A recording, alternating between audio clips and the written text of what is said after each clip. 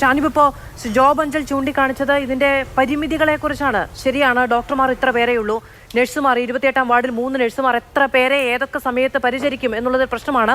കുറേ ദിവസങ്ങൾ അലഞ്ഞു പണിയെടുക്കുന്ന സമയത്ത് സ്വാഭാവികമായും അവരുടെ ഈ പറയുന്ന മാനസികാവസ്ഥയിൽ പ്രശ്നങ്ങൾ ഉണ്ടാകും. അവർക്ക് എല്ലാവരെയും വളരെ കരുണാപൂർവമായി പരിഗണിക്കാൻ പറ്റുന്നുണ്ടാവില്ല. ഇതൊക്കെ ശരിയാണ്.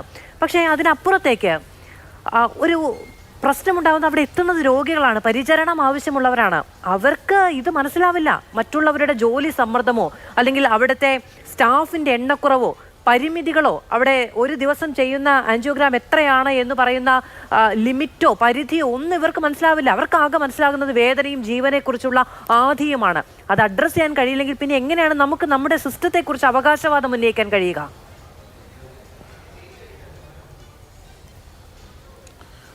തീർച്ചയായും ഇവിടെ വേണു എന്ന് പറയുന്ന ഒരു ഒരു ഒരു മനുഷ്യൻ, അദ്ദേഹം മരണത്തിന് കീഴടങ്ങിയതിന് ശേഷം അതുമായി ബന്ധപ്പെടുത്തി ഈ ഗവൺമെൻറ്റിനെതിരെ ശക്തമായ പ്രതിഷേധങ്ങൾ അല്ലെങ്കിൽ ഗവൺമെൻറ്റിനെതിരെ അപകീർത്തിപ്പെടുത്തുന്ന തരത്തിലുള്ള വാർത്തകൾ കൊടുത്തുകൊണ്ടുമുള്ളൊരു ചർച്ചയാണ് മുന്നോട്ട് പോകുന്നത്. തീർച്ചയായും ഏറെ ദുഃഖകരമായിട്ടുള്ളൊരു ഒരു വാർത്ത തന്നെയാണ് വേണു മരണപ്പെട്ടതും മരണത്തിന് ശേഷം അദ്ദേഹത്തിൻ്റെ ശബ്ദ സന്ദേശം നമ്മളെല്ലാവരും കേട്ടതൊക്കെ വളരെ സങ്കടത്തോടു കൂടി തന്നെയാണ് കേരളത്തിൽ എല്ലാവരും കേട്ടിട്ടുള്ളത്. അതിനെ ഏതെങ്കിലും തരത്തിൽ അതിനെ നിഷേധിക്കാനോ അതിനെ ഏതെങ്കിലും തരത്തിൽ വിമർശിക്കാനോ ഒന്നും ഈ ഗവൺമെൻറ്റോ അല്ലെങ്കിൽ CPM തയ്യാറാകുന്നില്ല എന്ന് ആദ്യമേ പറയാൻ ഞാൻ ആഗ്രഹിക്കുകയാണ്. എന്നാൽ ഇവിടെ ഇപ്പോൾ അങ്ങ് ചൂണ്ടിക്കാണിച്ചൊരു കാര്യം, അവിടെ കൂടുതൽ ആൻജിയോഗ്രാം ചെയ്യുന്നു, ആൻജിയോപ്ലാസ്റ്റി ചെയ്യുന്നു, അതുകൊണ്ട് ഈ രോഗിക്ക് ആൻജിയോഗ്രാം ചെയ്യാൻ പറ്റിയില്ല എന്ന തരത്തിൽ ഒരു ഏതെങ്കിലും തരത്തിലുള്ള വിശദീകരണം ഡോക്ടർമാരുടെ ഭാഗത്തു നിന്ന് വന്നതായിട്ട് ഞാൻ കണ്ടിട്ടില്ല. ഞാൻ ആ വിശദീകരണം മുഴുവൻ പരിശോധിച്ചത് ഇപ്പോൾ ശാസ്ത്രീയമായിട്ട് മെഡിക്കൽ ശാസ്ത്രവുമായി ബന്ധപ്പെടുത്തി നമുക്ക് ആ കാര്യങ്ങൾ വിശദീകരിക്കാൻ കെൽപ്പുള്ള ഒരാളല്ല ഞാൻ. നേരത്തെ അതുമായി ബന്ധപ്പെട്ട് സിന്ധു നമ്മുടെ മുന്നിൽ പറഞ്ഞ ഒരു കാര്യമുണ്ട്, അവിടെ വീഴ്ചയെ സംഭവിച്ചിട്ടില്ല എന്നാണല്ലോ ആശുപത്രി സൂപ്രണ്ട് പറയുന്നത്. പക്ഷേ ഒരു മനുഷ്യൻ ഈ വീഴ്ചകൾ എണ്ണം പറഞ്ഞു വെച്ച് മരണമൊഴി പോലെ പറഞ്ഞു വെച്ച് നമ്മുടെ ഇടയിൽ നിന്ന് ഇല്ലാതെ പോയിരിക്കുന്നു. അപ്പോൾ ആശുപത്രി സൂപ്രണ്ട് പറഞ്ഞത് വിശ്വസിക്കണമോ, ഒരു മനുഷ്യൻ മരണമൊഴിയായി പറഞ്ഞത് വിശ്വസിക്കണമോ എന്ന് പറയുന്ന ഒരു പ്രശ്നം നമ്മുടെ മുന്നിലുണ്ട്. ഒന്നാമത്തേത്, സിന്ധു ഈ ചർച്ചയിൽ പങ്കെടുത്ത് നമ്മളോട് പറഞ്ഞത് നേരത്തെ ഈ ആൻജിയോഗ്രാം ചെയ്യേണ്ട ആളുകളുടെ കാര്യത്തിൽ തീരുമാനമായതുകൊണ്ട് നേരത്തെ അപ്പോയിന്റ് ചെയ്ത ആളുകളുണ്ട്, നേരത്തെ അപ്പോയിന്റ്മെന്റ് എടുത്ത ആളുകളുണ്ട് എന്ന് പറഞ്ഞു വെക്കുന്നു. അപ്പോൾ സ്വാഭാവികമായും അവിടുത്തെ ആ ക്യൂ വലുതായത് കൊണ്ടാണ് അത് ബുധനാഴ്ച എന്ന് വെള്ളിയാഴ്ച എന്ന് തള്ളി വെക്കാൻ പിന്നെ ഒരു ദിവസം നോക്കാം എന്ന് പറയേണ്ടി വരുന്നത്. അതുകൊണ്ടാണ് അങ്ങനെ പറഞ്ഞത്. ആശുപത്രി സൂപ്രണ്ട് പറയുന്ന കാര്യങ്ങളെ മുഴുവൻ മുഖവിലേക്ക് എടുക്കാനാണെങ്കിൽ റിപ്പോർട്ട് തരേണ്ട ആവശ്യമില്ലല്ലോ ആരോഗ്യമന്ത്രിക്ക്.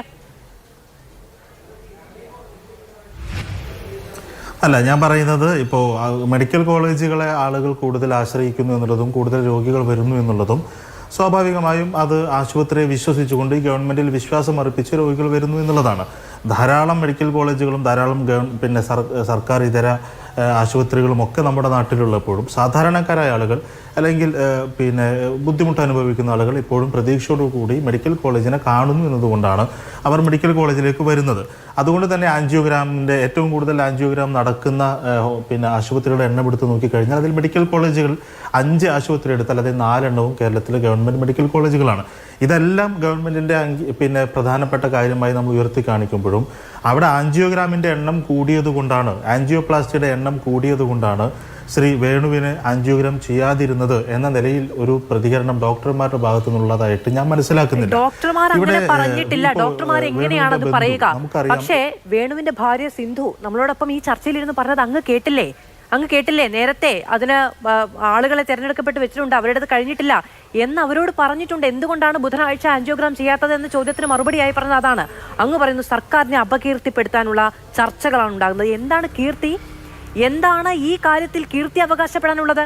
ഒരു മനുഷ്യൻ നായയെ നോക്കുന്ന കണ്ണുകൊണ്ട് പോലും നോക്കിയിട്ടില്ല എന്ന് പറഞ്ഞ് മരണത്തിന് കീഴടങ്ങി പോകുമ്പോൾ എന്ത് കീർത്തിയാണ് നമുക്ക് അവകാശപ്പെടാൻ കഴിയുന്നത്? ഞാൻ സർക്കാരിനെന്നല്ല ചോദിക്കുന്നത്, ഒരു സമൂഹം എന്ന നിലയ്ക്ക് നമുക്ക് എന്ത് കീർത്തിയാണ് അവകാശപ്പെടാൻ ബാക്കിയുള്ളത്? അല്ല മാധു, ഇപ്പോൾ അവിടെ ആയിരക്കണക്കിന് രോഗികൾ മെഡിക്കൽ കോളേജുകളിൽ വരുന്നുണ്ടല്ലോ കേരളത്തിൽ. അതിലിപ്പോൾ ഈ ഒരു സംഭവമാണെങ്കിലും ഒരു വ്യക്തിയുടെ ജീവൻ എന്നുള്ളത് ഏറ്റവും പ്രധാനപ്പെട്ടതാണ്. ആ മരണപ്പെട്ട ഒരു ആ വ്യക്തിയുടെ ജീവൻ പ്രധാനമല്ല എന്ന് തോന്നുന്ന തരത്തിൽ ഞാൻ ഇനി പറയാൻ പോകുന്ന കാര്യങ്ങളെ നിങ്ങൾ ഉയർത്തി കാണിക്കരുത്. ഏതൊരു സാധാരണ വ്യക്തിയുടെയും ഏതൊരു മനുഷ്യൻ്റെയും ജീവൻ ഏറ്റവും വിലപ്പെട്ടതാണ്. എന്നാൽ ഒരു മനുഷ്യൻ രോഗാതുരനായി ഇരിക്കുന്ന സമയത്ത് അദ്ദേഹത്തിന് കൂടുതൽ കെയർ ആവശ്യപ്പെട്ടുകൊണ്ട് അദ്ദേഹത്തിൻ്റെ സുഹൃത്തിന് അയച്ച ഒരു വോയിസാണ് നിങ്ങൾ ഉയർത്തി കാണിക്കുന്നത്. അതൊരു മരണമൊഴിയായി നിങ്ങൾ ചൂണ്ടിക്കാണിക്കുന്നു. ആ മരണമൊഴിക്ക് മറുപടി പറയേണ്ട ഉത്തരവാദിത്വം എനിക്കില്ല. സ്വാഭാവികമായും എല്ലാവരും വളരെ വേദനയോടുകൂടി സങ്കടത്തോടുകൂടി കണ്ട ഒരു കാര്യം തന്നെയാണ്. പക്ഷേ നിങ്ങൾ ഈ ചർച്ചയിൽ പറഞ്ഞ ഒന്ന് രണ്ട് കാര്യങ്ങൾ, അവിടെ കൂടുതൽ എനിക്ക് മുമ്പ് സംസാരിച്ചയാൾ പറഞ്ഞ കാര്യം, അവിടെ കൂടുതൽ ആൻജിയോഗ്രാം നടക്കുന്നതുകൊണ്ട്, കൂടുതൽ ആൻജിയോപ്ലാസ്റ്റി നടക്കുന്നതുകൊണ്ട്, അതും ഈ ഗവൺമെൻറ്റിൽ ആളുകൾ വിശ്വസിച്ച് കടന്നു വരുന്നത് കൊണ്ടാണ്, കൂടുതൽ രോഗികൾ വരുന്നത് കൊണ്ടാണ് ഇതെല്ലാം നടക്കുന്നത്. അതെല്ലാം അവിടെ നന്നായി നടക്കുന്നു എന്ന അഭിപ്രായം ഉള്ളത് കൊണ്ടാണല്ലോ ഇതെല്ലാം വീണ്ടും അവിടെ നടക്കുന്നത്. അങ്ങനെ കൂടുതൽ നടക്കുന്നത് കൊണ്ട് ഏതെങ്കിലും ഒരു രോഗിക്ക് ചികിത്സ നിഷേധിച്ചു എന്ന് പറയരുത്. ആ പോയിന്റാണ് ഞാൻ പറഞ്ഞത്. പിന്നെ മറ്റൊരു കാര്യം, ഇവിടെ എല്ലാം ഇപ്പോൾ മെഡിക്കൽ കോളേജിൽ ഏറ്റവും കൂടുതൽ മെഡിക്കൽ കോളേജുകളിലെ കേരളത്തിലെ ആശുപത്രികളിൽ ഏറ്റവും കൂടുതൽ ആൻജിയോഗ്രാമും ഏറ്റവും കൂടുതൽ ആൻജിയോപ്ലാസ്റ്റിയും നടക്കുന്നത് ഗവൺമെൻറ് ആശുപത്രിയിലാണ്, ഗവൺമെൻറ് മെഡിക്കൽ കോളേജിലാണെന്നാണ് ഞാൻ പറഞ്ഞത്. അപ്പോൾ ഏതെങ്കിലും ഒരു സംഭവം എടുത്തു കാണിച്ച് ഇതാ ഈ ആരോഗ്യരംഗം മുഴുവൻ പ്രശ്നമാണ്, കേരളത്തിലെ ആരോഗ്യരംഗം മുഴുവൻ തകർന്നിരിക്കുകയാണ്, ഇനി ആരും ഈ മെഡിക്കൽ കോളേജിലേക്ക് പോകരുത് എന്ന നിലയിൽ മെഡിക്കൽ കോളേജിൻ്റെയും അവിടുത്തെ ഡോക്ടർമാരുടെയും അവിടുത്തെ ജീവനക്കാരുടെയും വിശ്വാസ്യതയെയും അവരുടെ അന്തസ്സിനെയും ഇകഴ്ത്തി താഴ്ത്തുന്ന തരത്തിലുള്ള ഒരു ചർച്ച കേരളത്തിൻ്റെ ആരോഗ്യരംഗത്തിനും സാമൂഹ്യ രംഗത്തിനും നല്ലതല്ല എന്നാണ് ഞാൻ പറഞ്ഞത്. പിന്നെ പ്രശ്നങ്ങൾ ഉണ്ടെങ്കിൽ ഇപ്പോൾ ഈ വിഷയത്തിലാണെങ്കിലും മുഖ്യമന്ത്രിയുടെയും പ്രതികരണം ഇന്നുണ്ടായതല്ല. അത് തുടർച്ചയായി കേരളത്തിന്റെ ആരോഗ്യ മേഖലയുമായി ബന്ധപ്പെട്ട വലിയ വിവാദങ്ങൾ ഉണ്ടായ സമയത്ത് തിരുവനന്തപുരത്ത് ഈ യൂറോളജി വിഭാഗവുമായി ബന്ധപ്പെട്ടുണ്ടായ പ്രശ്നം, കോട്ടയം മെഡിക്കൽ കോളേജുമായി ബന്ധപ്പെട്ടുണ്ടായ പ്രശ്നം, ഇത്തരം നിരവധി പ്രശ്നങ്ങൾ ഉയർന്നു വന്ന പശ്ചാത്തലത്തിൽ ആ സമയത്ത് കണ്ണൂരിൽ നടന്നൊരു യോഗത്തിൽ ആരോഗ്യമന്ത്രിയും മുഖ്യമന്ത്രിയും കേരളത്തിന്റെ ആരോഗ്യരംഗത്തെക്കുറിച്ച് പറഞ്ഞ കാര്യമാണ് പറഞ്ഞത്. ഈ ചർച്ചയിലോ മറ്റ് ഏതെങ്കിലും ഒരു സമയത്തോ ഈ സ്ഥാപനത്തിൽ നിന്ന് ആരും മെഡിക്കൽ കോളേജുകളെ ആശ്രയിക്കരുത് എന്ന ഒരു കമന്റും ഉണ്ടായിട്ടില്ല. ആ രീതിക്ക് തെറ്റിദ്ധരിപ്പിക്കുന്ന പ്രസ്താവനകൾ നടത്തി മുന്നോട്ട് പോവുക അസാധ്യമാണ്. മെഡിക്കൽ കോളേജുകളെ ആരും ഒരു പനി വന്ന് മെഡിക്കൽ കോളേജിലേക്ക് പോയിക്കളയാം എന്ന നിലയ്ക്ക് സമീപിക്കുന്ന സ്ഥാപനമല്ല.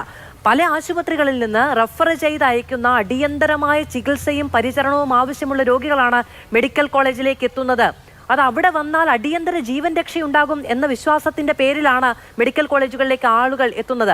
അവരെയാണ് 4-5 ദിവസം തിരിഞ്ഞു നോക്കിയിട്ടില്ല എന്ന പരാതി ഉയരുന്നത്. അവിടെ ഞാൻ പറഞ്ഞില്ലേ, ഞാനിത് ഈ വിഷയവുമായി ബന്ധപ്പെട്ട് വേണുവിന് ചികിത്സ കിട്ടിയോ ഇല്ലയോ എന്ന കാര്യവുമായി ബന്ധപ്പെടുത്തി ചർച്ച മുന്നോട്ട് പോകുമ്പോൾ അതുമായി ബന്ധപ്പെടുത്തിയുള്ള അന്വേഷണത്തിന് ശേഷം മാത്രമേ നമുക്ക് പൂർണ്ണമായി ഒരു നിഗമനത്തിലെത്താൻ കഴിയൂ. എന്നാൽ ഡോക്ടർമാർ പറഞ്ഞ ചില കാര്യങ്ങളുണ്ട്. അദ്ദേഹത്തിന് ഹൃദയാഘാതം ഉണ്ടായതിന് ശേഷം 24 മണിക്കൂറിന് ശേഷമാണ് മെഡിക്കൽ കോളേജിലെത്തുന്നത്. അതിനു മുമ്പ് മറ്റൊരു ഹോസ്പിറ്റൽ പോയതായിട്ടുള്ള വാർത്തകളുണ്ട്. അതുകൊണ്ടാണ് ആൻജിയോഗ്രാം ചെയ്യാതിരുന്നത്. അതിനുശേഷം അദ്ദേഹത്തിന് മരുന്നുകൾ കൊടുത്തിരുന്നു. ആ മരുന്ന് കൊടുത്തതിന് ശേഷം ആൻജിയോഗ്രാം ചെയ്യാവുന്ന ഒരു ഘട്ടത്തിലേക്ക് എത്തിയതിന് ശേഷം, അല്ലെങ്കിൽ ആൻജിയോപ്ലാസ്റ്റി ആണെങ്കിൽ അത്തരം കാര്യങ്ങൾ, മെഡിക്കൽ കാര്യങ്ങൾ പറയാൻ കഴിയുന്ന ഒരാളല്ല ഞാൻ. എന്തുകൊണ്ടാണ് ഞാൻ ആ വിഷയം പറയാത്തത്?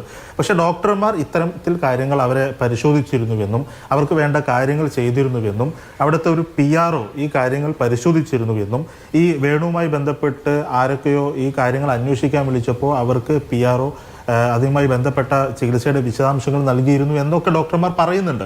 എന്തൊക്കെയാണെങ്കിലും ഒരു മനുഷ്യൻ മരണപ്പെട്ടതുമായി ബന്ധപ്പെടുത്തി നമ്മൾ ഈ ചർച്ച നടത്തുമ്പോൾ ഞാൻ ഏത് കാര്യം പറഞ്ഞാലും ആ മരിച്ച് തലക്ക് മുകളിൽ നിൽക്കുന്നയാളെ അപമാനിക്കുന്നു എന്ന തരത്തിൽ ഈ വിഷയത്തെ കൊണ്ടുപോകാൻ നിങ്ങൾക്ക് സാധിക്കുമെന്നതുകൊണ്ട് ഞാൻ ആദ്യമേ പറയുന്നു, ആ വിഷയത്തിൽ വേണുവിൻ്റെ മൊഴിയായി മരണമൊഴിയായി പുറത്തു വന്ന കാര്യത്തിൽ കൂടുതൽ അന്വേഷണം നടത്തി അതിലെന്തെങ്കിലും അപാകത സംഭവിച്ചിട്ടുണ്ടെങ്കിൽ, എന്തെങ്കിലും വീഴ്ച സംഭവിച്ചിട്ടുണ്ടെങ്കിൽ അവർക്കെതിരെ നടപടിയെടുക്കുന്നതിൽ ഈ ഗവൺമെന്റിന് ഒരു തരത്തിലുമുള്ള എതിർപ്പ് ഉണ്ടാകുമെന്ന് ഞാൻ കരുതുന്നില്ല. അദ്ദേഹത്തെ അപമാനിച്ചു എന്ന നിലയ്ക്ക് ആ ചർച്ച കൊണ്ടുപോകുന്ന ഒരാളല്ല ഞാനും. ഒരു മാധ്യമ പ്രവർത്തകൻ, ഒരു മാധ്യമ സ്ഥാപനം എന്ന നിലയിൽ ഈ സ്ഥാപനവും ആ നിലയ്ക്ക് മുൻവിധിയോടുകൂടി കാണേണ്ടതില്ല എന്ന് ഞാൻ വിചാരിക്കുന്നു. ഞാൻ അത് ഉറപ്പ് നൽകുന്നു. ആ നിലയ്ക്ക് മുൻവിധിയോടുകൂടി കാണരുത്. അതെന്തൊരു അപമാനമാണ്. പക്ഷെ ഞാൻ പറയുന്നത് ഇപ്പോൾ തൃശ്ശൂർ മെഡിക്കൽ കോളേജിൽ, എറണാകുളം മെഡിക്കൽ കോളേജിൽ, മഞ്ചേരി മെഡിക്കൽ കോളേജിൽ, വയനാട് മെഡിക്കൽ കോളേജിൽ, കൊല്ലം മെഡിക്കൽ കോളേജിൽ, കണ്ണൂർ മെഡിക്കൽ കോളേജിലെല്ലാം ഈ കാത്ത് ലാബ് ഉണ്ടാക്കിയത് ഈ ഇടതുപക്ഷ സർക്കാരിൻ്റെ കാലത്താണ്. അവിടെ ഈ പറയുന്ന മുൻ സർക്കാരുകളുടെ കാലത്തൊന്നും തന്നെ ഇത്തരത്തിലുള്ള ഈ പ്രത്യേകമായിട്ട് ഇത്തരം രോഗികളെ ഹൃദ്രോഗികളെ പരിശോധിക്കാനുള്ള സംവിധാനങ്ങൾ ഉണ്ടായിരുന്നില്ല. കാത്ത് ലാബ് തന്നെ കൊണ്ടുവരുന്നത് 2017 ശേഷം തൃശ്ശൂരിലും എറണാകുളം മെഡിക്കൽ കോളേജിലും മഞ്ചേരി മെഡിക്കൽ കോളേജിലും വയനാട് മെഡിക്കൽ കോളേജിലും കൊല്ലം മെഡിക്കൽ കോളേജിലും അതുപോലെ തന്നെ കണ്ണൂർ മെഡിക്കൽ കോളേജ് ആരോഗ്യമന്ത്രി പറഞ്ഞിട്ടുണ്ട്. ആരോഗ്യമന്ത്രി തന്നെ കമ്പയർ ചെയ്ത് പറഞ്ഞിട്ടുണ്ട്. 2015, 16, 2024, 25 എത്ര തുകയാണ്, ഏതൊക്കെ പദ്ധതി പ്രകാരമാണ്, എന്തൊക്കെ ഉപകരണങ്ങൾ വാങ്ങാനാണ് രണ്ടു സർക്കാരുകളുടെയും കാര്യത്തിൽ കമ്പയർ ചെയ്ത് പറഞ്ഞിട്ടുണ്ട്. അതിലൊന്നും ഇവിടെ ആരും ഒരു തർക്കവും ഉന്നയിക്കുന്നില്ല. അത് ഞാൻ ഈ ചർച്ചയുടെ തുടക്കത്തിൽ തന്നെ പറഞ്ഞു. കിഫ്ബി വഴിയോ അല്ലാതെയോ അവിടെ കൊണ്ടുവച്ച് അട്ടിവെച്ച കോടികളുടെ കണക്ക് പറഞ്ഞിട്ടുണ്ടെങ്കിൽ ഈ വിഷയത്തിലാണ് ചർച്ച. ഇത് സർക്കാരുകളുടെ കമ്പാരിസൺ അല്ല. പിന്നെ ഒരു രോഗി, ഒരു വേണു എന്ന് പറയുന്ന ഒരു രോഗി മരണപ്പെട്ട ഏറ്റവും സങ്കടകരമായ ഒരു വിഷയത്തെക്കുറിച്ച് നമുക്ക് ചർച്ച ചെയ്തുകൊണ്ടിരിക്കാൻ കഴിയും. അദ്ദേഹത്തിന്റെ മരണം എന്ന് പറയുന്നത്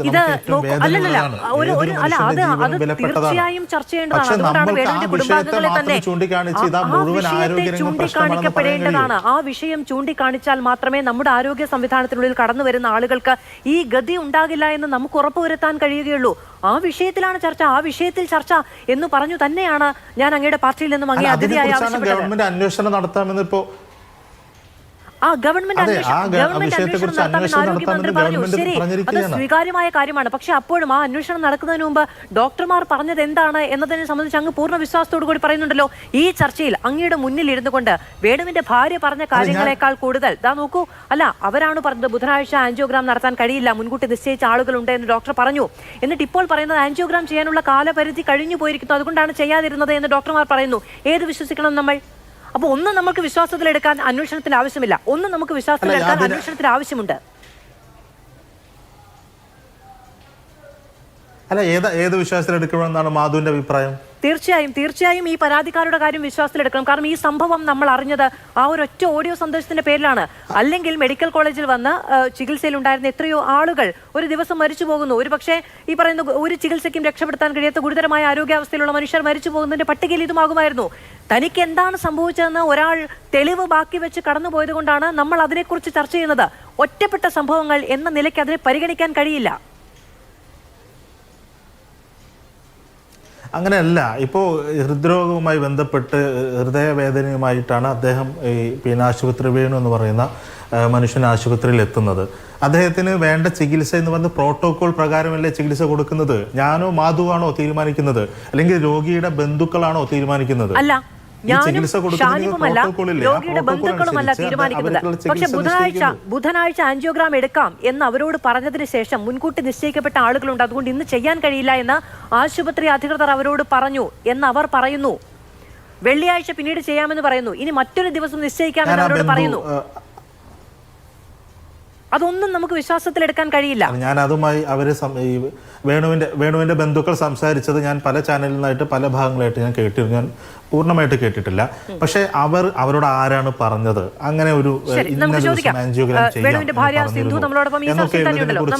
അന്വേഷണം നടത്തുമ്പോൾ അവർ കൂടുതൽ വിശദാംശങ്ങൾ കൊടുക്കട്ടെ. അവരുടെ ഭാഗം തന്നെ കേൾക്കുകയും അതിന് നീതി നൽകുകയും വേണം എന്നുള്ളതാണ് നമ്മുടെ ആവശ്യം. ഞാൻ ഈ ചർച്ചയുടെ തുടക്കത്തിൽ പറഞ്ഞല്ലോ, മരിച്ചവർക്കാകെ കൊടുക്കാൻ കഴിയുന്നത് നീതി മാത്രമാണ്. ജീവൻ തിരികെ കൊടുക്കാനുള്ള സംവിധാനം നമ്മുടെ സിസ്റ്റത്തിൽ ഇല്ലല്ലോ.